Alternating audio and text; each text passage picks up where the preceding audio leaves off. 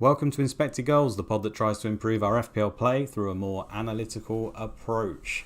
Sam, we're back. We actually did a pod within a week of another one. Are you as impressed as I am? Yeah, really impressed. We've been quite consistent recently, actually. Yeah. We had a little bit of a blip in the middle of the season where we weren't as regular, but no, yeah, 2 back-to-back, pretty decent. Yeah, it's weird how it coincides with us doing a little bit better, isn't it? It's strange how that happens. I was going to say, do you know on other podcasts they have their like ranks by their name? Yeah. I was going to say, oh, should we start doing that this week? Just as, unrelated to how well I'm doing. If we're going to do that, we need to go retrospective when mine was actually decent at the beginning of the season. Just put it back on all the old videos. Yeah, I'd be happy to do that now. I wouldn't have been a few weeks ago. But yeah, massive game week in general, wasn't it? Yeah, it's great fun. I mean, it's just so much fun to have a double game week where the games are all so close, and obviously virtually every team plays twice. So it was, it was good fun. What did you end up getting in the end? 154 in the end, which is pretty huge. I think my game week rank was 3,000 or something. Wow. So it was exactly what we discussed last week. I remember we were saying, obviously it's not guaranteed, but it's extremely likely you're going to get a good green arrow when you bench boost, particularly when I had like 30 fixtures. But you just hope that you get like the luck as well, and thankfully that's what happened. Like I got to the end of the single game week when I'd had 15 fixtures played, and I was smashing it in terms of like looking at the variance graph on optimized. Was already on a big green arrow, and then I just basically maintained that for the rest of the time. I suppose the big thing for me was the Newcastle clean sheet against Man United was huge, because that's one I didn't expect, even though they didn't get their second one. Just for them to get one clean sheet, I had triple defence. That was really big. Solanke was the other big one for me, 11 points from him. And then I guess just the other like highly owned, Kane only getting, was it 7 points? I think it was 7, yeah. Yeah, and then Saka getting 1 point and the other Arsenal assets not doing well. It was the combination of those things as well. And then I had a lot of the same other players other people had. Captain McAllister, so I got that wrong. But yeah, only that cost me 3 points in the end. I was very, very happy. Got a lot of positive variance. That triple Newcastle clean sheet is just absolutely, I love it, because there's been years in the past where I've tripled up on defences and people have, I don't know, I think it's because of my persona or character on Twitter or how I'm known, they think I was doing it to be quirky. Like, it was never that. I was doing it because I genuinely thought that this team had the best chance of getting clean sheets, and therefore having 3 of them made sense to me. I wasn't worried about that. Yeah. And I think it was actually Southampton, which sounds crazy now, but at one point Southampton, when they had Lallana and all those that were actually an okay side. And I think they got 3 clean sheets in 6 games. So all 3 of the defenders started all the games. So 50% clean sheet ratio over 6 games, and outscored most other people's defences in the end. So it doesn't always fail, although it does feel like it usually does. So it's nice to hear when it goes well. And I don't think you can pick a much better team than Newcastle for it to work with. They're just ridiculously churning out clean sheets somehow. Yeah, and because I've had that since 27. In 27 and 28, it actually felt quite unlucky, because in both games they didn't really hardly conceded a big chance, apart from an individual error in both games from Trippier and then from Botman. So it was really frustrating. And then they got the clean sheet in the game I didn't expect them to. And then I was thinking, maybe they could get one here against West Ham. I don't know, it wasn't that unlikely they'd get one against West Ham, but wasn't to be, unfortunately. Crazy game, that. But that Sunday game was massive for me, because obviously I didn't have Luke Shaw. That clean sheet went. I didn't have Rashford captain. He got nothing. And then the triple Newcastle clean sheet was just, it was like best case scenario was 1-0 Newcastle for me, apart from like Dan Burns scoring or something. So that kind of went as well as it could have done. And then, the Solanke one was brilliant, because again, like we discussed before it, I didn't bring Solanke and expecting him to get a goal even. I was hoping that I'd get 4 points as a minimum, and knew there was a chance he might get something. And thankfully he managed to do that. His fixtures were good. Bournemouth played pretty well in both those games. Really well. I would have said, like a month ago, I'd have thought, if someone had asked me, who's going to go down this season, I'd have said, definitely Southampton, definitely Bournemouth, and one other. But now Bournemouth turned it around. I honestly did not see that coming at all, to be honest. Well, they've made some good signings. I don't think that's the only reason, but I think the way they set up that front 3 on paper is pretty damn good. And even their bench options, like Traoré, he's not fully integrated into the team, but I think the idea is to get him fully into the team, and his stats are good, as we showed on this pod, right? When we looked at all the options that have come into the league, we were surprised by some of those cheaper Bournemouth mids in Quintana and him. And I think with Quintana in particular, it's it's looking like he's a good pickup for them, definitely the way they play. So yeah, I think their attack, at least their front three players, are decent. Obviously, it doesn't really matter though how good your attack is if your team's not able to progress the ball up the pitch, and obviously Bournemouth still struggle in that area, but they're getting better and better. The fixtures were there ultimately, and that's what it's all about, isn't it? Like you say, the value's there, the fixtures are there, what he allows elsewhere is great. I mean, I went for Isak over Solanke because I had that extra money, like I talked about, which ended up... Same points though in the end, or similar? Isak got 8, so Solanke got 9, did he, or 11? No, he got 11 in the end. Yeah. So ended up being worse, and I think now moving forward, given that Isak was benched, which I always knew was a possibility, probably means that I probably should have just gone for the minutes in Solanke, but we'll see, I guess. I don't know whether that was just because games are close proximity. A possibility, but it seemed pretty unlikely to me. Well, at least at the time when we discussed it. I remember thinking, I kind of wish I had Isaac, having committed to triple Newcastle defence. But there's a part of me thinking, I kind of wish I hadn't committed to that. So because he might have become an option. So yeah, I think before the game week, I would have been surprised by that happening. But yeah, again, that was that weird thing where then that was suddenly the game he returned in. He comes off the bench. Yeah. Did you see that goal, by the way? I've seen it on the highlights. Yeah, just watched such a cool. He's he loops it over the keeper and then he just stands there with his hands on his hip. It's such a cool celebration. Yeah. Before it's even gone in, he's just stood there, hands on hips, looking so casual. He's a great player, isn't he? I mean, the thing is, we know Wilson's a very good Premier League striker who scores goals when he's on the pitch, and he did that again. So I know potentially he went off with an injury, but that's part of Wilson's life story, I think. So I don't know, but all it does do is it means in 30. Or whenever we think they're going to get the double, 36 probably, it makes Isak probably a little bit worse of an option now because, I don't know, the blueprint is there that he probably only starts one of the games. Like, we can't say it for sure, but it's likely, right? So I think the triple defence is still probably the best way, at least in minutes, to secure that. Anyway, for me, I ended up with 149, which is good, but I took a minus 12, so... Still good. Yeah, the minus 12 didn't really work, to be honest. I mean, Let's Talk FPL, Andy has the exact same team as me going into this week, so we were discussing a lot what we were going to do, and he took the safer option, pretty much, and he ended up scoring, I don't know how much it was, 150 something. Anyway, he scored more points than me by doing less moves, which is always my thing to do more. But as I talked about last week, it was my top line on review to do this, including Isak over Solanke. So I wasn't really surprised by, like we just discussed, Kane, Odegaard I took out as well. I think he got 7 as well. So Kane 7, Odegaard 7. Saka got 1. That was a surprise. I expected him probably to get more. And Gabriel, I think, got 2, didn't he? So yeah, I was hopeful that Arsenal wouldn't keep a clean sheet, but there was obviously a chance to. So that worked out pretty well. That's about as good as I could have hoped for in terms of the points I took out. For me, the real letdown is the players I've bought in just haven't performed. They've still done okay comparatively, and such. That's why it shows the move was pretty good EV-wise, because even in sort of the worst case scenario, which this was close to, it still wasn't terrible. Salah got bent. I mean, we were talking about robust players who play every game, and then I get Salah and I catch his first. I think it's probably his first benching of the whole season. He still scored against City very luckily for me, but.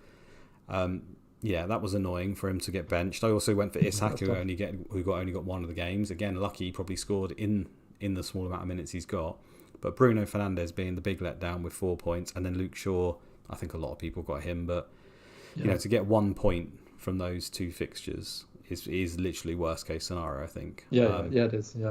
The thing is, I'm not even really too bothered about that. I know, part of the reason why I did this was the setup, like we talked about now. My team was pretty much in an optimal position for the fixtures moving forward. I was already early on to the likes of Triple Man United. I had Salah in my team. I was happy. I already had Isak in place, who I thought was a really good option at the time. It's perfectly set up for Tony Tardland. The issue now comes where, and it's something I always struggle with, is I like to get ahead of the game, like in Sky I do this in the planning, and then an injury happens or something happens, and you don't get to see it out to the point where you would benefit from that actual move, like Rodrigo I did earlier in the season. Gets injured just before a double game week. I don't know whether that's my fault as a manager, or it's bad luck, or it's a combination, because if Salah, there's rumours, I don't know if you've seen that Salah is now injured, or he at least missed training today. There's even a video of him slightly hobbling. I've got no idea whether there's that. There's also the fact he's doing Ramadan and stuff as well, isn't he? So I don't know whether they've just given him an extra day. We don't know at this point because we're recording too early for the press conferences. But if now Shaw and Salah are out, and I've got them ahead of time, the idea is to get ahead of the curve, and now I'm suddenly massively behind it because people can then just not get those players, and I have to actually remove those players, so I actually end up 2 steps backward. That's the bit I get annoyed about. I'm not even really annoyed about the points so much. It's about the fact that then you have to completely readjust, and I know it's part of FPL, but it just feels incredibly harsh. I'm sorry I'm going on my rant. People probably say it's my own fault, but when you make a brave move like that and then get punished by double injury, it's just like, I don't know what to say. It is brutal because, like you said, if they just both got booked in both games and they both got like 1 point or 2 points over the 2 games, you would think, at least I've got them long term. Yeah. Whereas in injuries, particularly with Salah, an injury and a benching is just like so unpredictable. I saw that Gomez didn't train today, or Jota. I don't know if there's anything about Gomez being injured at all or any indication. No, because if not, he's got a terrible record as well, though, hasn't he? So yeah. But yeah, so it's not uncommon at all, is it, for players to just get rested for sessions if they need a bit more rest. But yeah, the thing that would be worrying is the fact he's being rested and he only played the 30 minutes or whatever it was in the previous game. Yeah. So that seems kind of unlikely, but yeah, who knows? He could have picked up the injury in the game, couldn't he? That's the thing. At least you have the press conference before, like tomorrow. Yeah. I presume anyway. Yeah. I'm not going to rage yet. I'm just preempting the possible rage if that is going to happen. In terms of how your team set up, what was your plan for 30, and how would that change if Salah's out? Sure. Well, it's just Tony to Haaland, which I think is pretty much, a lot of people's plan anyway. For me, if Salah is out and it's just a short-term thing, then I've got March on the bench away to Tottenham that I could just play instead. I think I would just do that and keep Salah. I wouldn't want to get myself moves behind like I've already discussed. It'd be annoying to have that much money on the bench, but I don't think March versus Spurs is the worst thing in the world. I could get away with it. If Shaw's also out, it would just be a Stupinan away to Spurs as well. So I just have to hope on a Brighton masterclass versus Spurs, which given the way Brighton are playing and Spurs are playing at the moment, it's not beyond the realms of possibility, is it? So hopefully, if they are injured, it's just short term. Like I said, the depressing thing for me is the fact that the expected value actually came from this plan, not necessarily in this double. It came in the weeks following it. So I'm yet to see the benefit. Anyway, I'll stop moaning. Yeah. No, it's fine. It's a safe space. I've been doing it most of the season as well. It's your turn. Hang on, my daughter's now. Layla, what are you doing? Sorry. Yes. It's all right, don't worry. Layla, if you're going to jump up, say hello. No, say hello quickly and then go. Come here. Quickly. Hello. Right, bye. Bye, Layla. Sorry about that. Have a good Easter. She can't hear you. I'll pass on your love. Thanks. Who's she captaining? Oh, no. There's no chance I'm getting her into this. Absolutely no chance. She wants to keep the hair on her head. So what's our plan this week then? Because we're just going to answer questions pretty much, aren't we, after we've just rambled on our team and look at the chat, and we've put out a Q&A and kindly people have responded, so I think we'll probably get into it. I've also got some slides on some of the fixtures and rest that Lego Mane's put out, which I think will be quite useful when we discuss bits and pieces, so we can move to them. I think in terms of particularly on our game week 27 episodes, because I was wildcard and we discussed loads of stuff big picture already, and then the same last week because we podded last week. We've discussed a lot of the general dilemmas people have, and then more of the kind of new or short-term dilemmas are really dependent on press conferences. And so there's not a whole lot to immediately discuss. I guess we'll go. I think if we just go through the questions, and then that will stem conversation as we go. And then if anyone in the chat who's listening live or watching live has any questions as we go, just pop them in there, and then we'll cover them all as well. So if I just go through the Twitter, and I'll just work my way from the first to the last. Okay. Oh, great, and the fixtures are up there as well. Cool, that's helpful. So this is from FPL Gherkin. Great name. He must be in a bit of a pickle. For those who brought in Bruno this week, in many cases to join Rashford and a couple of Brighton mids. What do you do with him now? Do we bench him until Casemiro is back, or is he unbenchable at his price? Here's my team as an example. I would say that like my instinct there is that's a big overreaction. Is not the same for you in terms of like. Well, I can't see his team and who he's benching it for. Who would he be benching him for? But also he has actually shared a screenshot. So for example, for next week in his team, he's got Botman ahead of Fernandes on his bench. No chance. Both Brighton mids starting ahead of Fernandes. No. Like, I think I would just like he did play deep, didn't he? Which we didn't expect. Correct. But ultimately, Casemiro is back soon, and he's still going to be a bigger goal threat than a lot of these other players, despite that. Plus, he's on penalties, so I would not overreact to that. I would just keep playing him and stick with the plan. Like my plan at the moment is to keep. I don't know if it's the same for you. Is to keep Fernandes until the end of the season, or at least until after the next double game week. That's why I've got him in there. Yeah, I mean, for me, the only way that would ever really change is if Salah was out for an extremely long time, and then I'd have to think about what I'm going to do in my midfield spot. Maybe it would go to Grealish, for example, and then I'd have more money, and then I could do something with Fernandes. I don't know, but otherwise, he's staying the whole time. I think, there's a good chance that he could continue playing deep. He played pretty well in that game, not FPL-wise, but he played well, and the manager even commented on how well he did, and he certainly helped in the build-up. I think Eriksen's also in training coming back. I think you can't guarantee from game to game that's where he would play, even when all those guys are back. Like, he has played multiple positions. And it's not really even about the money for me. I mean, if you need the money, fair enough. But it's just like what you've already mentioned. It's set pieces, penalties, everything. You can get rewards from that position. There's players that have... I mean, even McAllister, before he was in the 10 spot for Brighton, has had a pretty good season and picked up a few penalties here or there, and then anyone can pick up an assist from set pieces. I think, especially if Shaw's out, Shaw takes quite a lot of the free kicks. Yeah, I noticed that Bruno Fernandes started taking what it seemed to me, I was half asleep in bed, that he was taking more set pieces. So I just wouldn't worry yet. I mean, it's home to Everton, it's a good fixture. Let's wait and see if that changes. I mean, if Eriksen and Casemiro come back, he's still playing deep. His XGI's dropped off a cliff. Maybe he gives a penalty to Rashford. Then I'll have to think about it. But it's a long way off. Yeah. So I would not worry about that. That would be a general answer. There would be chill. Chill. Yeah. Yeah. This one's from FPL Antis, as in AUNTIS. For those who didn't use wildcard and bench boost. How do we know how much we need to make up in 33 and 34? So for anyone who's not wildcarded in, most people did it in 26 or 27, plus they've not bench boosted in 29, and they've got a strategy of wildcard 33 bench boosts for 34. How do they know how much they need to make up? I guess I would say there's kind of a couple of ways you could do it. You could go back and look at the data in terms of, you could look at the prime sample on FPL optimized, or you could look at wherever your target is, whether it's top 100k, for example, or somewhere else, and see over the last few weeks how much you've generally lost to the field. And just because that the majority of those people will have gone with that strategy, and that will give you an idea, and see how much you've got to make up. But there's so many factors, it's hard to put a number on it, I guess. You can use one. I mean, there's Review, there's FPL Optimize. They've all got certain tools on them that can help with that. But my question, I know it's nice to sort of have an idea or a target in your head, but it's out of your control anyway. Like, you're still going to follow through from that strat, and what points you get is what points you're going to get. You can't worry about it. You can look after it and compare and see what would have worked better, but it's all out of control. Clearly, at the moment, there has been some very good weeks to bench boost. It's not just this week, but there have been others as well.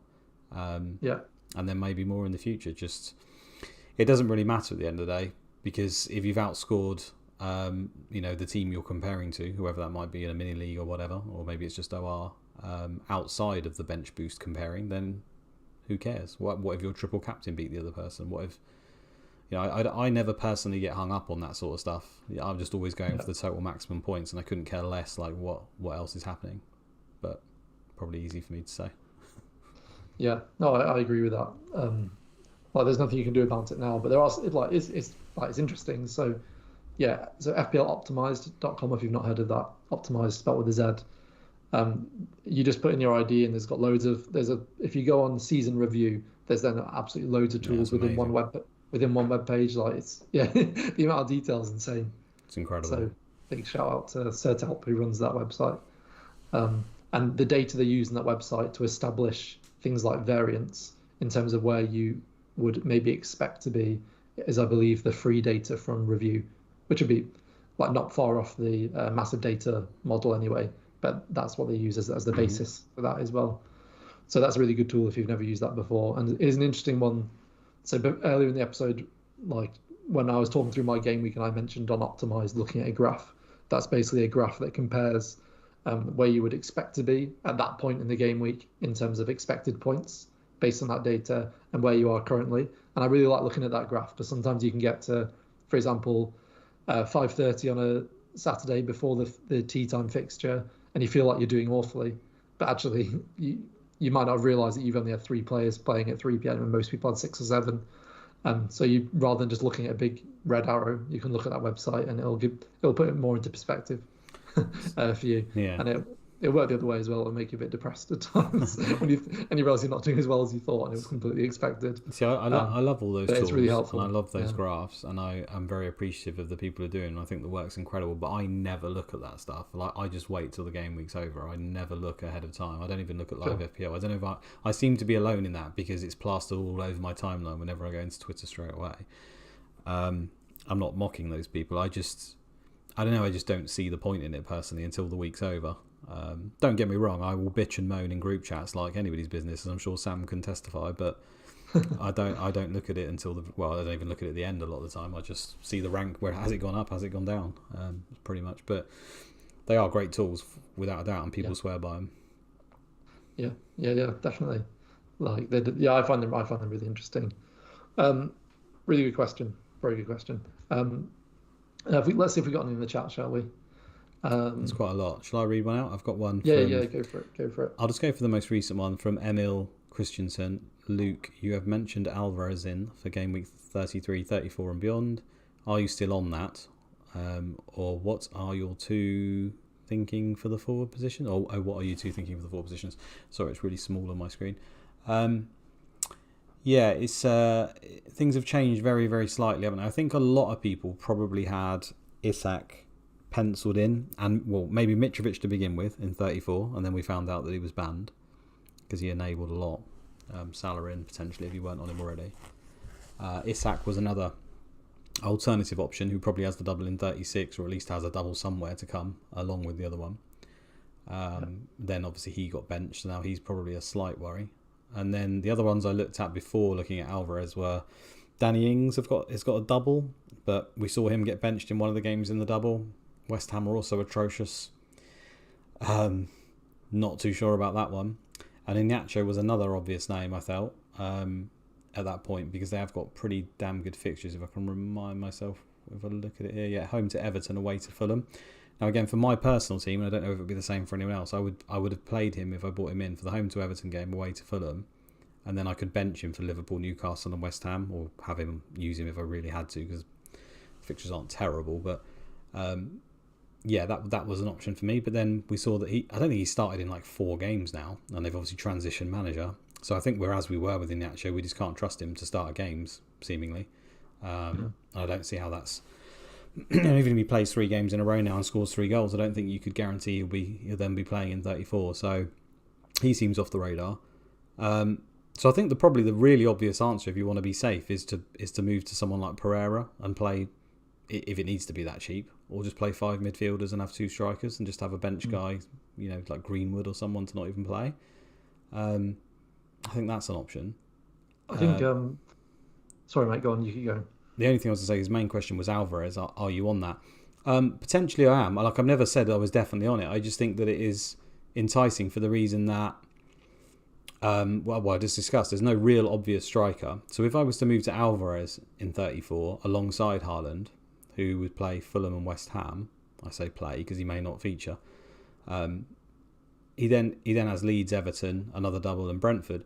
Now, if Man City are still in the Champions League at this point, it's the fact that he's the first backup for De Bruyne and for Haaland. So I would expect he'll probably see some minutes in those games if they're still in the Champions League. And it's a massive punt, but he's sort of one where you can bring in or leave on the bench in any of those given weeks, given how good our squad is in general. And it might be like a Hail Mary kind of option. It's cheap enough. It obviously locks you out of your third City player, but I don't think that's a problem for a lot of people, because I think a lot of people are sort of looking at, Haaland, maybe that's it, possibly Haaland, Ederson to go with him, and then umming and ahhing, maybe they get Grealish or a De Bruyne or something. So it's not like it would be too detrimental unless one of those other options is just crazily good, like Grealish or De Bruyne. Alvarez could match them conceivably. So it's definitely risky. Like, his minutes are far from secure, but I do think it's an option given the dearth of other strikers, and if you're happy to bench him in other weeks, like, you could get pretty lucky with that, especially even if he came on twice in 34. Let's say Haaland went off in 60th minute 2 games in a row, it's pretty good, isn't it? I mean, generally when he's on the pitch he performs well, so if you were to get 60-70 minutes out of him compared to some of those other strikers, that might be pretty good for him. So I think it's an option, but it's probably too early at this point to say. It's one that we'll have to judge when we get closer, I think. Yeah, I don't think I really had anything to add to that. I just, in general, what you're saying about Man City there, I think the thing that makes it interesting, it's just funny to go into a double game week, which in 34, and in my opinion, I think it's pretty likely that a lot of people will have 1 or 2 Man City players, and that's partly because a lot of people will free hit in 32, and so forth. They're coming out of that with 1 transfer in 33 and then 2 for 34, so you're limited with the amount of transfers you can make. And also, the Brighton assets are so good. Most people have got 2 of them in midfield. A lot of people will have Bruno and Rashford in midfield. So there's only 1 midfield spot left. There's not another. Alvarez is an option, so he's one of the only other options. And I think people will just be unlikely to go with. Maybe most people just go one other defender. Yeah, I mean, I'll probably end up. I think I'll end up going with Ederson, to be honest. Yeah, Ederson's pretty much a lock for me. I don't see me not going for Ederson. I mean, I've got Kepa sat in my team as well, and Lampard's just been appointed as manager, bafflingly. So I don't think Kepa's even secure now. I mean, I would have thought that, given things have moved on since he's been there, Kepa's established himself. There's still more chance he plays than doesn't, but he has got a track history of not favouring him, hasn't he? So I suppose that's something to worry about too. You've got Raya as well. Got Raya as well, but Ederson's pretty much coming in 31 for me, unless Salah is dead, Shaw is dead, and I have to worry about it. Haaland's not fit or whatever. In the background, I've also brought up the fixture ticker from Lego Mane, which just shows the gap or the rest between games for some of these teams up to 35. Bearing in mind the Champions League semi-finals, if Man City, Chelsea, no, I can't remember if they're still in. They're out now, aren't they? Chelsea is still in. Oh, they're still in. I think. Are they? Yeah. Totally forgot where they were. It's been such a shambles at Chelsea. I was they're still in. Yeah. Okay. I can't remember who they're playing now. Yeah, they are still in it, but I still can't remember the draw. Someone will have to remember me. I'm getting old. It's basically it's all the big teams on one side. Of course it is. And the small teams on the other side. Basically, Napoli are favoured to get to the final now. So are they playing? Are Chelsea playing Real Madrid? I don't know. My mind's gone completely blank. Shambles, absolute shambles. That's not on this. Graph that we've got here. So bear in mind that may add to the complications. And I've looked it up. The semi-finals would be after 35, between 35 and 36. Yeah, which comes just after the graph anyway. But in particular, there you've got Fulham and West Ham very close together, followed by Leeds, and then straight away after that it would be Champions League, and then I believe it's Everton after that, and it's not on here, but I think it is. So some easier games around then as well. So anyway, that's a long way to go. In the immediacy, we can see that the turnaround for Man City in particular, with this Southampton game straight to Bayern, is pretty damn short. And I've got quite a few questions this week about Man City options, so I think people are already looking to bring them in. Interesting. Okay. I think it's going to be brave, is what I'm going to say. You think it's going to be what? Sorry. It'll be pretty brave to do it, I think. Oh, okay. Yeah. Should we just cover Haaland now then first? Well, let's do it. I mean, with the information we've got, do you think he starts? Yeah. Yeah, you're always the fan of the team training thing, aren't you? Yeah, the fact he's in team training already today, I would think he starts. Yeah, they're in a proper title race. When are they not? Sorry? I said when are they not, but to be fair, there's been seasons where they're like 20 points clear, so fair enough. Sure, yeah. I mean, there would always always be a possibility at this stage they wouldn't win out, I guess, but they could be like 10 points clear in other seasons and be a bit more relaxed. But yeah, I just think is what you said for most of the season, or what we've come to learn about Haaland, is that basically he'll play when he's fit, and then they'll just take him off early if they can. Um, and that's so that's what I think will happen. I think he'll play, start, and then he'll come off. If they're 3-0 up, for example, he'll come off at like 60 minutes. Something like that would be my guess.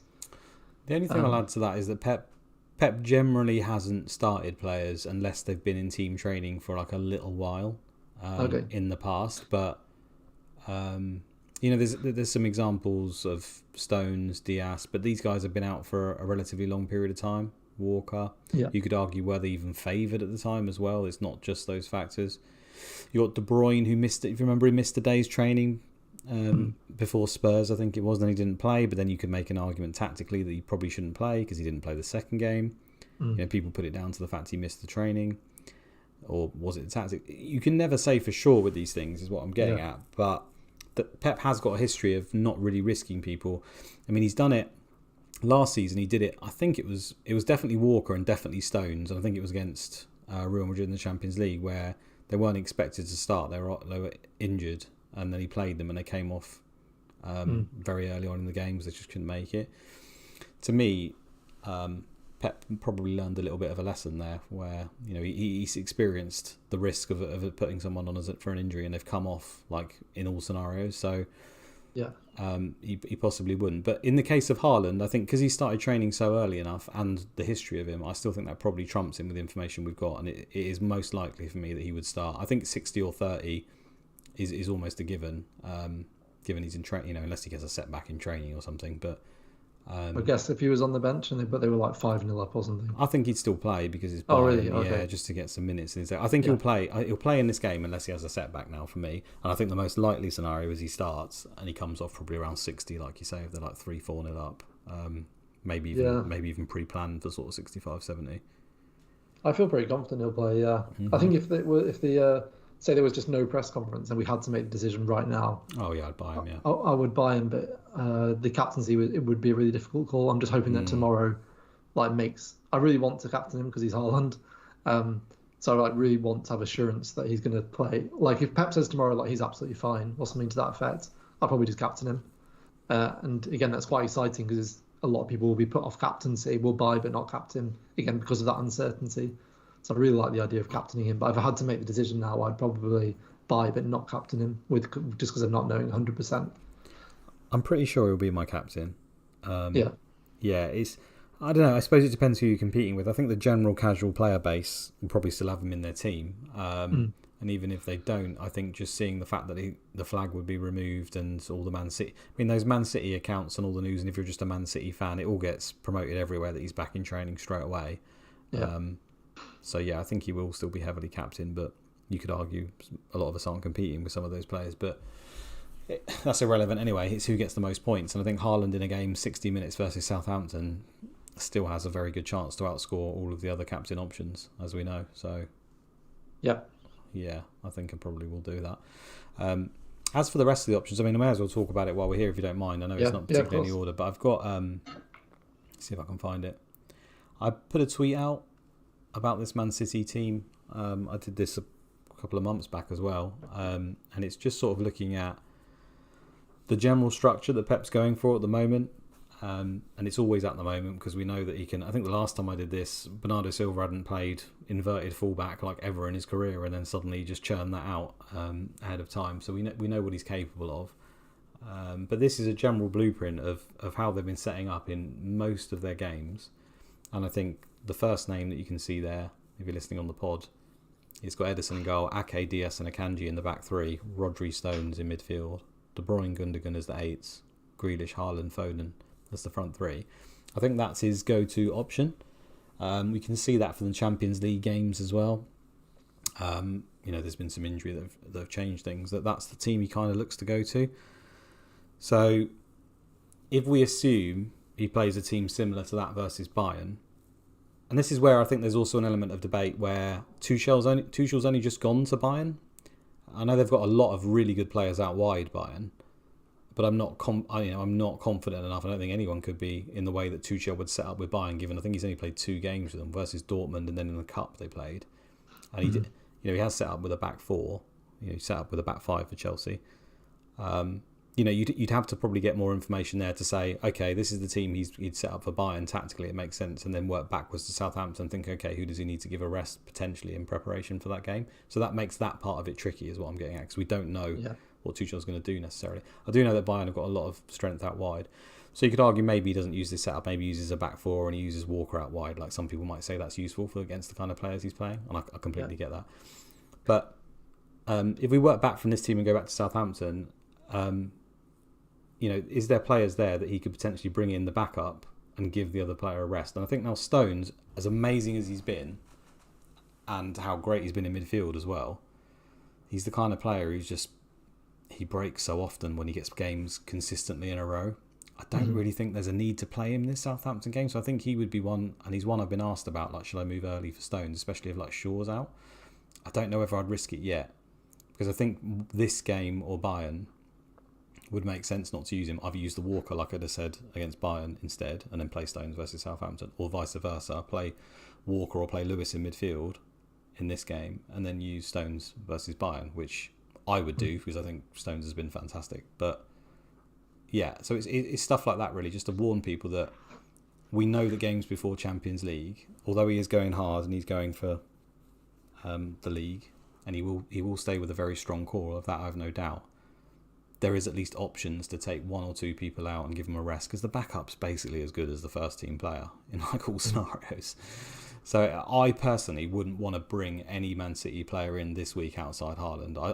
But I think if you were going to risk it, I think the obvious name's already been discussed, isn't it? With the fact that Foden is out injured, we can see that Grealish's backup is pretty much non-existent, unless he does something, out of the blue, plays Bernardo Silva left forward, which has rarely ever happened in his career, but it has been known to occur, or in a game they've sort of switched positions. So again, probably long-winded. I wouldn't touch anyone this week, but I think if you were to push to bring anyone in outside of Haaland, it's pretty much got to be Grealish. Gundogan's a great option, but he's getting on now. I think he's probably going to be used for Bayern. Could he use Silva there instead? He could do, right? Mm-hmm. Do you disagree with any of that? I mean, I don't think you're looking to buy any of them. I agree with that, but I just always feel so uncertain about even the centre backs. Like what you've said there, like in my head, Stones is such a consistent performer, but you just don't know when. Yeah, he's so good. But then even him, I don't feel confident buying, which is basically just why I like Edison. I'm just got to try and, for me, I've got to ignore the bias of like what happened last time I had Edison, because it was so frustrating over the last few game weeks, or the few game weeks after Christmas. I've got to try and get rid of that bias in my head and just remind myself that it doesn't mean it's going to be really unlucky again. They could go really well, and it probably should do. So I'll probably end up getting Edison, and I'll probably just have Edison and Haaland, to be honest. For me, it's just those two, and Grealish is the other one that stands out, and then KDB becomes an option if Salah's injured. But I don't think there's any reason to think Salah's out long term or anything yet. No.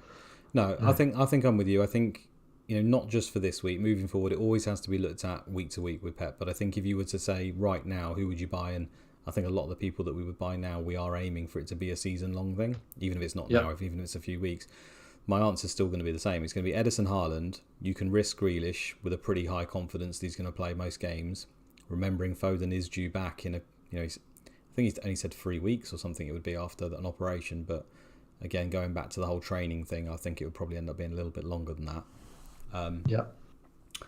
Outside of that, it's a pretty big risk. I think De Bruyne, in isolation, if you think he's going to play the game, which he does most of the time, he's a good pick. But we've seen him dropped as well, haven't we? So it's a bit of a risk, I would say, even with him. I think I talked about it on last week, where in 37, Man City have got a double, and then you can maybe look, if we've got Salah, you can maybe move Salah to De Bruyne in 37 and 38, but we don't know about Champions League, and I'm getting ahead of myself. So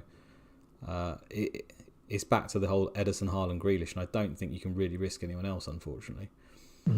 I mean, we can't even say for sure who's going to play right wing in the Champions League, because I do really like Mahrez, and Mahrez is very much known as the Champions League guy who's ready for the big setting. And he's playing really well, but Silva's also playing really well, and he was ill last week. Like, he didn't start the game, and Pep said, he wasn't ill enough, he was too ill, he wasn't fit enough to start the game. If we go back, that's Mahrez, is it? You're talking, or Silva that was ill? Mahrez and Silva. We don't know who would have played right wing if Silva was fully fit. Mahrez played. Silva was ill. Yeah.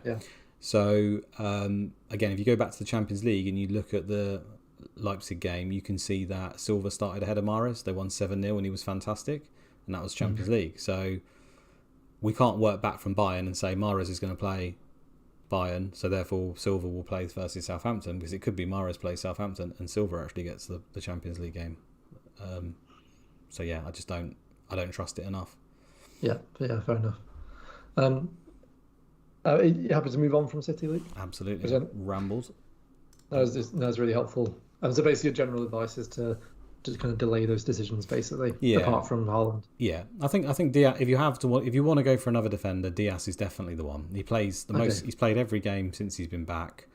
You know, that makes him, for me, still a slight risk around Champions League for the reasons discussed. You might want to rest him for the game, but he's generally had a reputation in the past of being a tank and being able to play most of the season. So I wouldn't particularly worry. If we go back to Lego Mane's fixture gap ticker and see the rest, you can see that Sheffield United game comes after the Bayern game in 31. So you've got 31 is Leicester, then they've got Bayern with a decent enough break, 3 games. And then they play Sheffield United in the Cup, where, yes, he will go stronger in the Cup than everyone expects, because he always does, and he'll want to win the game. But given the short turnaround there, that's probably the game that stands out for the ability to rest the likes of Diaz and stuff, right? Especially as they've got Arsenal straight after that as well. So I think that's a pretty obvious rest one. If you got someone like Diaz, I think, you know, he's got a good chance of playing the vast majority of those games. Yeah. Yeah, that's really helpful. Just going back to where we were with United and Luke Shaw, Stefan B in the chat just says, what about De Gea if you don't have Shaw? The thing I'd say straight away to that is I don't think like Man United defence is anything we need to desperately be trying to cover. Like, they've got a double coming up, that's great, but their defence isn't really that fantastic. So actually, if you can delay that, and if your second keeper plays, which they will do for most people, don't know if that's your case, you can probably just play your other keeper. In fact, you probably have 2 keepers who play anyway. Yeah, because you're not replacing a keeper. So you've probably got at least one playing keeper, so I'd just see that out and go for Edison if you're looking for a goalkeeper. Because you've lost Shaw and he happens to play for Man United defence, I wouldn't desperately look for another Man United defender or goalkeeper for that reason. Oh, that's fair. I think if I wanted to target the Man United defence now and Shaw is out, then De Gea is the way to do it, I think. But there's no reason to, in my opinion, anyway. Volume of fixtures, good games. I think there's reason. I just think there are other alternatives, particularly when it comes to goalkeepers, because you can just get Edison, and most people already. It's just a transfer on a keeper when you've already got a playing keeper. I just don't see it as worth it at the moment until the doubles, in which case Edison's better. Yeah, I suppose, but I don't know whose keepers are. You know, if he's sat with Ward and you're right. I wouldn't force it, but if he's got Ward and Kepa gets Ward and Sanchez, Ward and Sanchez, Oh God, there's some people who did that. Maybe Stefan is that person who did that. Edison's still better than De Gea, though. I'm going to go on record, and you can come back and slander me when he says fucking awful again. When he concedes from his one shot, they concede all match for about 40 yards. Shinaza Nwala says, are you thinking of selling Fernandes back to an Arsenal midfielder? We've already covered that, actually. So, no. And definitely not before... Well, yes, actually, but after Man United double, that'll definitely become an option for Arsenal's running from game week 35 onwards. But definitely not before Man United double, because we're not too concerned. And we know Casemiro is going to be back soon, and then he'll definitely play more advanced. But we've already I don't want to repeat ourselves for the people listening on the podcast. Shanaza also asked, I know free hit 32 is the play, but Saka Martinelli could hurt the rank. So before 32, with an injured Salah and defensively minded Fernandes in most teams.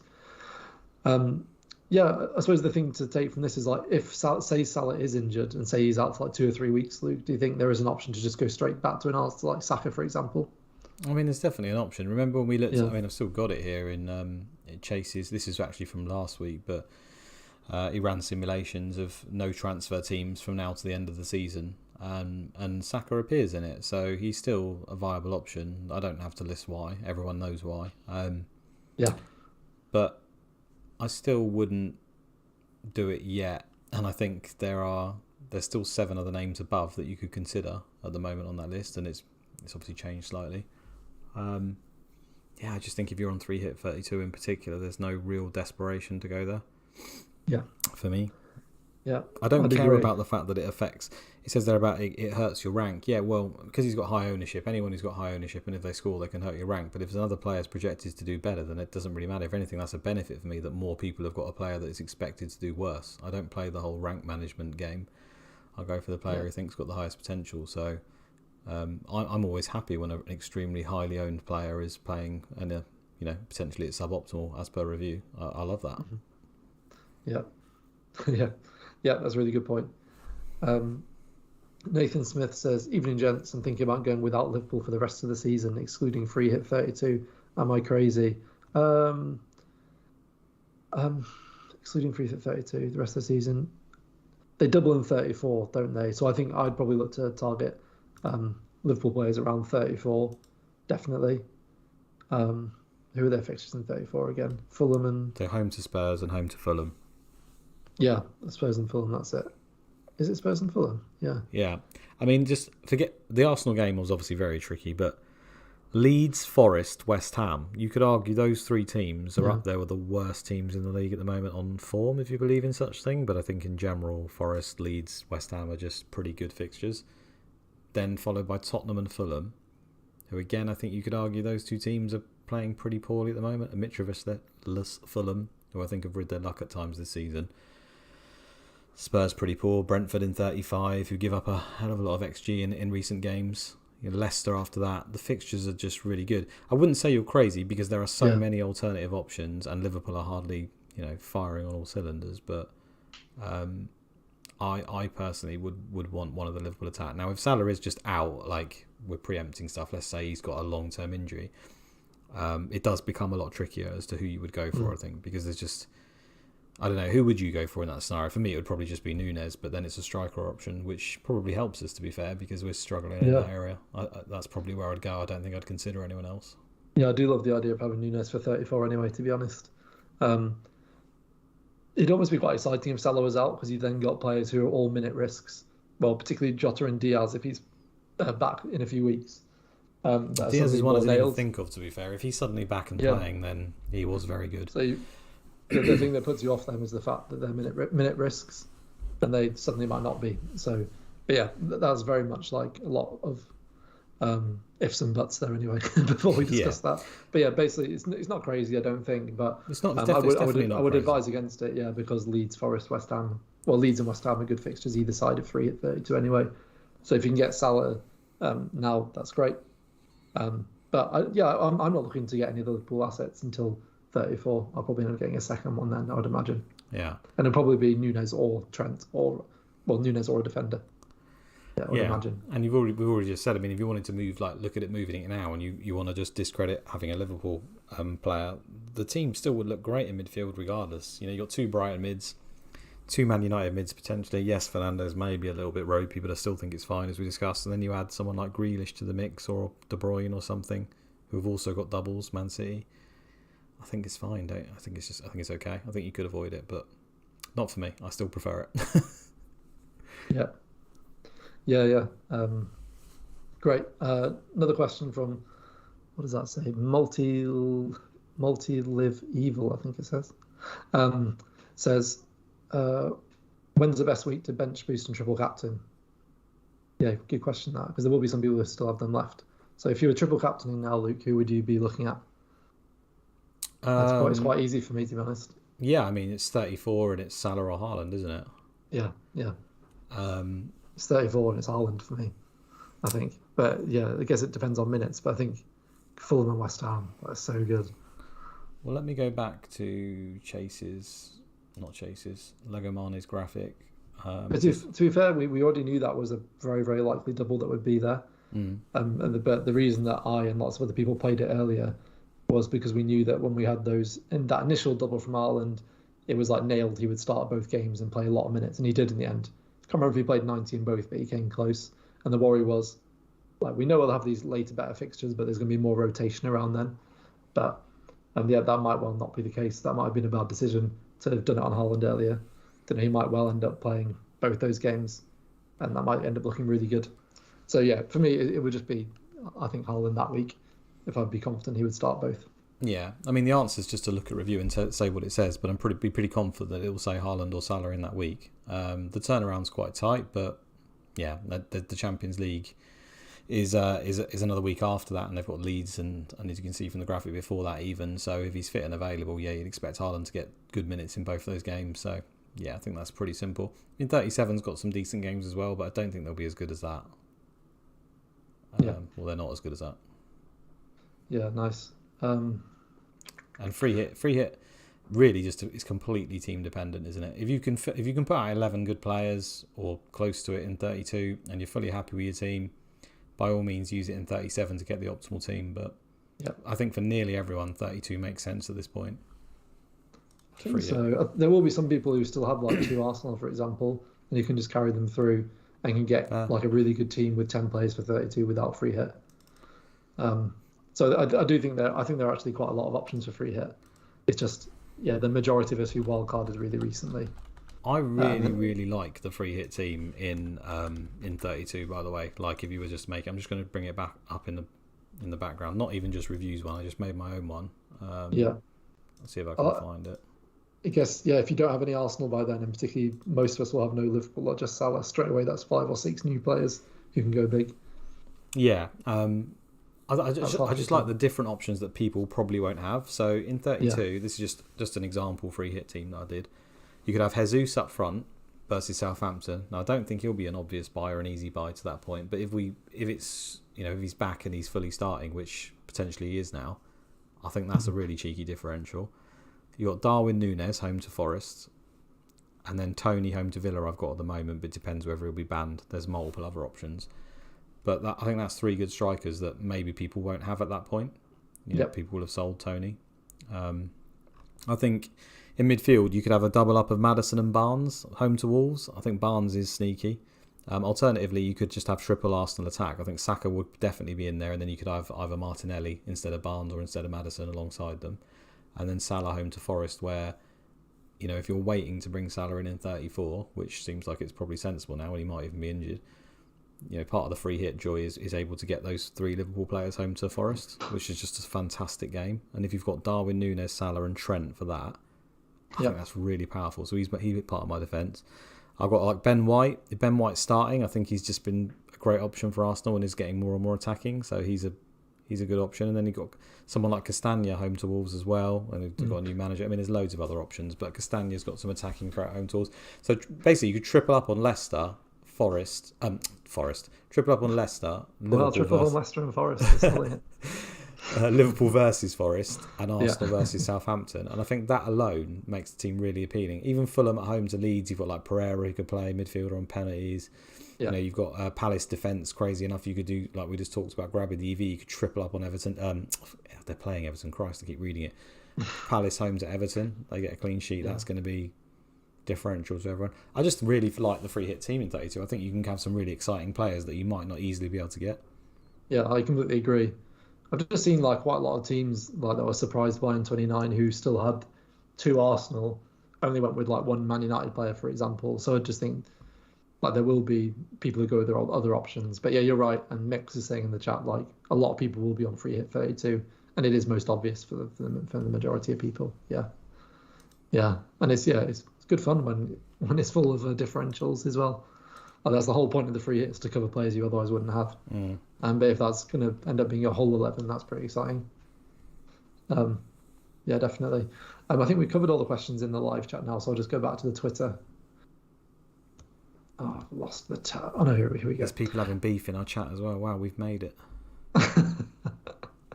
Order. Might be a beef in the chat. Love it. I encourage it. Yeah, you do, if anything. Literally stirring beef on Twitter is part of your job description, I think. Nah.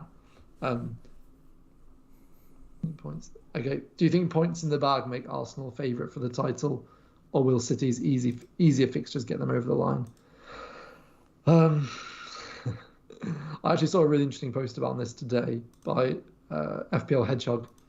Don't actually know his real name, but that is his name on Twitter. He basically shared an article from a journalist, I think a Liverpool journalist, and the article basically said, if basically says something to the effect of Arsenal are 8 points clear. This will be one of the biggest like bottle jobs in the history of the Premier League if they don't win it from here. But that's complete. And Hedgehog was pointing out that completely ignores the context of how good City are, the fact they've still got to play Arsenal, City have still got to play each other, fixtures. And actually, if you look at like market odds or, for example, various different models, they basically have it 50-50. Like wherever you look, whether it's odds, I looked at Simon, Analytic FPLs. He has his own model. He basically has it 50-50, has them finishing on the same points. I'm on 538 here, which is another model. They've got Arsenal at 51% to win the Premier League, Man City at 49%. So the main thing I would say is that even though Arsenal are currently 8 points clear, it's just really, really close. My guess, if I had to guess, I would guess that Arsenal will do it now. I just think, like I've seen, they just look like Man City, as we know, can just go on a run and win all the rest of their games. But it's just that Arsenal aren't slipping up as much as I thought they would. And they've had some bad performances recently. For example, like Bournemouth, where they've relied on a last-minute goal. Similar against Everton, it took them a while to get going. But then more recently, they've looked more comfortable. So I think they've just had quite a bit of luck. Sorry, not luck, but they've managed to get through those games with like big last-minute goals. And I think, I think they'll be fine. I just can't see them slipping up enough for City to catch up. But it's close. That's just what my guess would be. And it just very much feel like a guess. Yeah, I'd want Man City to do it just because of how much I'm invested in them, really. But in reality, I think there's a good chance. Pretty much what you said. I just don't think Arsenal will slip up enough. The cushion's probably too much. But I think if anything, both teams could win conceivably every game. Well, they can't because they play each other. Apart from that game, they could win every other game that they've got left, or at least very, very close to it. They're just both so good. Yeah, they're both so good. Yeah. The thing I would say is this is very much not a one-off season for Arsenal. Like they've got the youngest team on average in the league. They've got a very good manager. They're going to have Champions League football next year. Like there's good reason to believe that Arsenal can challenge for the title for the next few years, for this next period of Premier League football. That they consistently get close to the amount of points they're going to get this year. There's good reason to believe that. I think. Like they've had some good fortune in terms of injuries. They probably maybe not quite had as many as some other teams apart from Jesus. So there's definitely been a bit of fortune, and this season obviously City haven't been quite as good, but I wouldn't be surprised. I feel like this is the beginning for Arsenal, and it might be that this is a real one-off opportunity because Man City's points total likely won't be as high as it's been in some years. Like it's probably going to be more like mid-80s, but in other years it's been in the 90s. So maybe it is a big opportunity, but in terms of just them as an individual team, they're going to. I can't see any reason why they're not going to keep getting better. They're also making really good signings. They're getting that right at the moment as well. Yeah, I think there'll be good challenges for a few years for sure. But I still think City, if they have just what they should do and they're normal and they continue to improve the way they are and invest the way they do, I just think Man City will be clear favourites every time. So in that regard, I do think it is a good opportunity because it's not going to be often that Man City are going to ship this many goals essentially and get unlucky enough with some of the results they've had. You'd almost need something drastic to happen. And if Haaland's staying there for season on season, then I think you're in trouble, aren't you? He's still improving, if anything. Yeah. Great. Next question from FPL_Josh. With Frank coming in and double game weeks on the horizon for Chelsea, so I don't mean to laugh, do Havertz/Felix owners hold or sell instead of Tony to get Haaland? So basically, I think in summary, like, does Lampard make you prefer or make you want Chelsea players less or more? I'm completely indifferent to it. We just don't know, do we? Everyone talks about manager bounce normally. Now is it just like that's not going to happen with Frank because he's that much revered? There's no bounce off. It just absorbs. Fat Frank just absorbs it rather than bounces. Wait, no, wouldn't he bounce? I don't know. I'm lost. What can we say? I think in going by previous seasons of Lampard, it seemed to me that he seemed to favour the attacking style of football, at least for Chelsea. I think it was very hard to do that with Everton anyway. But did that always work? No. I think it's more to do with he can't really set up a team defensively sound, and that seems to be a bit of a challenge considering the best options from Chelsea seem to be their fullbacks. But He's got Havertz, did he say, or has he got Felix? He doesn't say. He just says he just is talking in the third person about Havertz and Felix owners in general. So I presume he has one of them. Yeah, I mean, for now, you just wait and see what happens, don't you? Yeah, just wait and see. Yeah, the real answer is you shouldn't have them to begin with. But then, to be fair, I was picking up Havertz the other week, so Havertz or Felix is still fine because of the fixtures and the doubles. But you just got to wait and see what's going to happen. I think it'd be expected the Mount comes back into the team, wouldn't it? Given what happened before. Oh yeah, he definitely assumes so. Yeah, he loves Mount. So if he goes into the front three, because he could play in midfield, and this is presuming he's even going to play a front three, suddenly there's possibly one less spot. And they've got a lot of forward options, haven't they? They've got so many forward options. Even Pulisic, Mudryk, Felix, Havertz, Sterling, Mount. I'm probably not giving you any confidence here. You're just going to have to wait and see. That's all it is. Yeah, wait and see. Great. The next question is Man City related, and you've already covered it, so I'll skip over that. From Alex at Alex Waterbaby, Alex Ball. With a lot of us likely to move for Haaland in 30 and on free hit 32, it provides an option for a punty transfer in 31. Any ideas? I'm considering Maddison to Grealish, but it would mean selling Grealish for Salah in 34, despite Jack having a double game week. I definitely wouldn't bring in Grealish now if you're planning to sell him before 34. So I wouldn't go for him. I would just don't see it as a punty one-off transfer because it's a free hit in 32. So you're going to get this player back in 33 anyway. So see it as you see your transfer in 31 as a long-term one and target 34 with that transfer. So don't see it as a one-off punt. No, because a free hit you get your team back, don't you? So it's not really. No, not unless he's completely happy with his team on the other side, which is. For me, that's just not possible. I mean, I haven't seen his team, but the likes of Isak potentially a danger. You've got Shaw injured. I've got Salah potentially injured. Tony could get banned. There's too many things for me to not have an option somewhere. But if you're just asking, we may as well pick it anyway. If there's just one player you would pick for this game week, presumably in midfield, would Jack not be right near the top of the list then? Let's have a little look. I'm just trying to remember the fixtures for this week. Yeah, it would probably be. I mean, Leicester are home to Bournemouth. Barnes probably stands out. Yeah, it probably would be Grealish, to be honest, if it's just for this game week. Just thinking of who the other teams are playing. I think Buendia or Barnes would be better. They're home to Forest and home to Bournemouth. I know that you then carry them afterwards, though, so it isn't just for 1 week. So that's the issue. If it was for one, it'd be one of them. If it's to carry, it's definitely Jack. Or Maddison, yeah. Yeah, but you want to sell him after this, don't you? Because his fixtures go bad, yeah. Yeah. Yeah, I guess so. But yeah, just don't view it like that. Yeah, view it as a long-term transfer. But yeah, he is still a good option this week, though, Grealish, of course. If he starts. Carl JB. At what minute will you be tucking in your cat?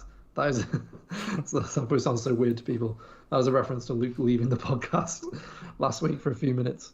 Yeah. To sort out what he thought was his cat and turned out to be his child. Yeah, cat-related offences going on all over the place today. I thought it was still there. That's why I just looked behind, but it's moved on. Yeah, let's move on. I think there was another question from Irons, wasn't there? I don't know if you're going to read that one out. Yeah. FPL Irons says, very maturely, would you rather win FPL or lose your virginity? Very good. Implying that, obviously what that joke's implying. Well, I assume that was an offer from him. Yeah. Is he offering to take it from me, or anyway? Or it's arrogant of him to think he's good enough to offer you guaranteed winning FPL. Yeah, he can sort that out, can you? He can sort us out winning. I'd rather win FPL. Next question. Obviously, carry on. Is Sam always as annoying when he has a good game week? Yes. Next question, Mark. That was from FPL Outcast. I like Mix's answer, by the way. He says you win and then you'll lose it. As in, you win FPL and then there'll be offers for you to lose your virginity. I'm not sure it says as rock and roll as he thinks. Yeah, I think of that meme of sort of whispering to the girl in the club where she's looking away straight away. Yeah, it is fascinating how really not that many people care about FPL. compared to how much the we most do. sensible kind of peer person most of the time. I used to think Well, like, no. how can you exist in your life without something like this to keep you occupied? But I think slowly over the years I'm realizing it's me who's just completely wasting my time. It's glorious when you meet someone who's like really into it out of the blue, like, and do you know, it always happens at weddings because weddings are always on a Saturday, and so there's always football on, and it's always going to be during like the reception when you're having your food and there's the speeches and you Yeah. got your phone out on the table just checking the scores, and you get placed on a seat normally on a table with people you don't know, but they generally try and put the tables with people who are going to get on, so you're probably paired with someone who you're a similar age to. So yeah, I was randomly meet people I at weddings who were both into like FPL. and hate that though, because then it's really hard to just become like full casual, isn't it, at that point, and pretend just not let on quite how much of a geek and how much you are into it. You've got to kind of gauge it. You're like, oh, okay, yeah, your team looks all right. Well, are you thinking about sort of getting Bruno? And they're like, nah, he's not in form. And I'm thinking, okay, he's a casual. I'm not bothered. You've got to kind of gauge your entry. You can't just steam in straight away and go, if you looked at 37, the double implications, the bench boost, you know, on FPL review, he's like 6.7 EV. Like, yeah, that's just a no-go. Yeah. You're going to get kicked You've not out. heard of Ben Crellin, mate? Yeah. Yeah, I think if someone's heard of Ben Crellin, then you know that they're really into FPL. Like there's a really good like measure, and not like Ben must have. I think Ben has like over 300,000 followers as well, so it's way more people than you think. Yeah, but it's not just for that reason. There's another reason why people know of him. Is there? Yeah. Don't you remember I don't even know if I should mention it. Do you remember the Fantasy Football Hub thing with the hacking? Oh no, I don't. Well, they basically just changed everyone's. The guy had some sort of vendetta against him, so he changed just random people's team names to Ben Crellin. So I literally met people like in my mini league. About 3 people's names was changed to Ben Crellin, and they were like, "Who the hell is this guy? Who's Ben Crellin?" They thought he was the responsible hacker, and I was like, "No, he's just a fixtures guy on Twitter. I don't know what's going on." So I think there'll be people in the wider world that didn't know who he was, but now they do as a result of that. Should we move on swiftly? Even if he was a hacker, he would be. There you go. Look, there's my mate in the chat. I didn't realise he was here. Christopher Vernon. He's my mate in real life who sort of started to play FPL again after many, many years. And I think, was it your team, Chris, or someone else in the league who got changed? He was one of the ones who asked me. He's like, who the hell's this Ben Crellin guy? He would, if Ben Crellin was a hacker, he would be a hacker for the greater good. He'd do something good for society with his hacking, for sure. Yeah. He seems like too good a guy. He definitely seems like the type who could learn hacking as well pretty quickly. And I was just because we're rambling as we're talking about it. Like Ben, if you look at like the overall, I think it's called the Scout Hall of Fame or other spreadsheets that people have like that like track all-time FPL. Ben's always like right up there as an all-time FPL manager. You love Ben, his records. He is great. He's phenomenal, but also like think how much he helps other people in terms of his spreadsheets. Like he could, if he just kept that to himself, he could do even better most years. Yeah. Anyway, I'll stop swooning over Ben Crellin. Should we end it because we're just talking nonsense now, aren't we? Yeah, I've actually got one more question left, so it's good timing. Okay. It's from Sertelp actually, who runs FPL Optimize that we mentioned earlier. For those who don't know, would you prefer to maximize your chance of winning FPL, however small that is, or make it into a decent rank, say 10k, 100k, etc.? Trying to win FPL means you have to have an equal chance of getting a really bad finish. Which one's more important? One-time success or consistency? Win FPL all day, or at least try. I mean, I'm literally a living proof of attempts to do that. I think if you're a person who has started, I think I mentioned this before, if you sort of started a fresh account now and you played the very sensible way, I think like someone like Jan in the community, if people don't know him, who's like one of the best managers in the world. I think he's 111th in the world at the moment. Again, he's only played for 3 seasons. He's played very, very efficiently, very, very well, and his track record is going to look ridiculous. Now, if I was him, I don't know, maybe he'd say different. Probably the focus now would be to maintain that record and get one of the most perfect records like the world's ever seen. But if you haven't got something like that to work from, then the answer's obvious to me. You try and win FPL, surely. Yeah. Not that I think they're mutually exclusive, by the way. This is a niche scenario he's put in, but... Yeah, I think maximising your chances of winning FPL and trying to get a decent rank are the same thing, really. Yeah, pretty much. But I think what set up means is maybe like late in the season, say your rank now was like 500,000.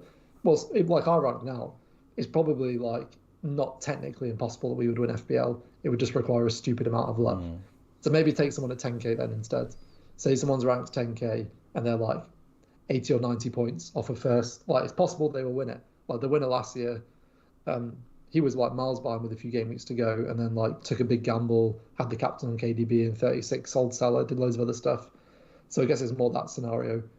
But I still think in that scenario, you just go with who you think will get the most points in most cases until right at the end. And then I think if I was like, I don't know, like 30 points off winning it with like a couple of game weeks to go, then I would think, oh, maybe I need to take a couple of gambles to give myself a realistic chance because of the amount of people in front of me. But yeah, but in general, would I rather consistent, decent ranks or win it once? I'd rather win it once for sure. Yeah, and this is the thing. No matter who you look at for any given season who's won FPL, like when you look back at their story for the season, everything they did just turned to gold. Like it's just always going to be the way. Like doesn't matter if they played well or they played poorly or whatever. They will have had a large amount of luck. Like it is just no two ways about it, and there's not too much you can learn from it. I think that guy who won, not to discredit anything he's done, but I think he's like 300,000 again this year, and I've seen him taking wild punts week on week, and that is literally a one-off opportunity, isn't it? It's not going to happen again playing that way. If anything, you're more likely to do poorly most seasons. And like we were saying earlier, but I'd still take it every time. But say you had like 10 top K finishes, 10K finishes. What that gets you respect from extreme minority of nerds. Yeah, in the community, basically. Gets Whereas if you can tell like absolutely anyone, I won FPL once, and it was out of 10 million people. Yeah. Like, and someone who's not interested in football will be like, "Oh, that's mad." No, that's really go back to that wedding, and you're getting a drink bought for you. But if you tell him you come top 10K 3 times, you'll be like, "Oh, really? Okay, cool," and then swiftly move away. Yeah, what did you win? Oh, nothing. Yeah. Stressful.